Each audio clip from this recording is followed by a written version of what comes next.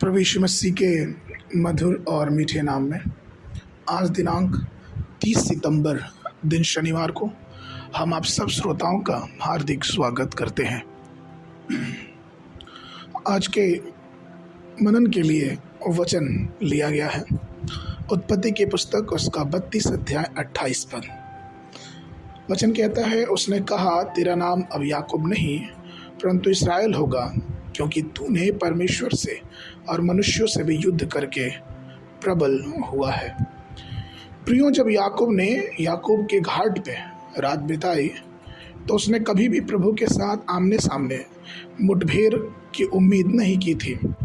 वो अपने भाई एसाव से मिलने के विचारों में बहुत व्यस्त था और अतीत में उसके साथ हुए सभी अन्याय के बाद वह उसका सामना कैसे करेगा इस विषय पे वो विचार कर रहा था। परंतु एक अद्भुत बात घटित हुई, क्योंकि प्रभु स्वयं उस स्थान पे याकूब से आ मिले और याकूब ने वह अद्भुत अवसर गवाया नहीं, लेकिन उसने प्रभु से संघर्ष किया और कहा कि जब तक आप मुझे आशीष नहीं देंगे मैं आपको जाने नहीं दूंगा। वह रात याकूब के जीवन में एक महान मोड़ थी। याकूब को इस्राएल में बदल दिया गया। धोखेबाज मनुष्य से वह राजकुमार बन गया। याकूब अब केवल वही व्यक्ति नहीं, लेकिन महान जनजातियों में एक राष्ट्र के नाम से जाना गया।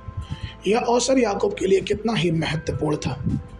भले ही आप प्रभु में संघर्ष करें, आप प्रार्थनाओं में जीवन बिता रहे हैं और आपके जीवन में सभी समस्याएं हैं, हर प्रकार की समस्याएं विशाल पहाड़ बनकर आपके जीवन में खड़ी हैं।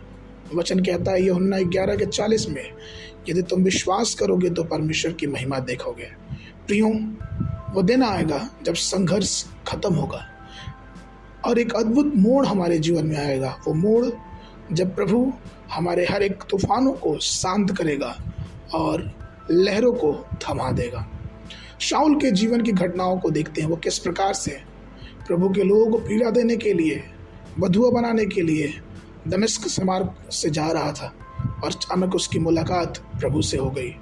और प्रभु से मुलाकात होने के बाद वह अद्भुत संघर्ष हुआ कि हे शाऊल तू मुझे क्यों सताता है। और जब प्रभु से उसका संघर्ष हुआ, वो शाऊल पौलुस में बदल दिया गया और वो पौलुस को परमेश्वर ने ये भाग्य दिया कि वो नए नियम से 14 पत्रियां लिखने के लिए उस योग्य माना गया। क्या ही अद्भुत मोड़ था उसके जीवन में।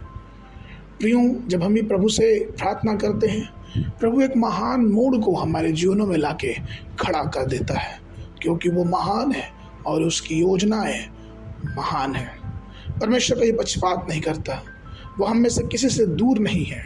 वो हम सबके पास है, हम सबके साथ है और वो हम सब उसके चुने हुए हैं। इसलिए आइए प्रभु के अद्भुत आश्चर्य कर्म की उम्मीद करें, क्योंकि वो परमेश्वर है जो अद्भुत मोड़ से हमें मोड़ के हमारे जीवनों में एक नई आशीष देता है। आज के मनन के लिए मीका की पुस्तक उसका 7 अध्याय 15 पद। जैसा कि मिस्र देश से तेरे निकल आने के दिनों में, वैसे ही अब मैं उसको अद्भुत काम दिखाऊंगा।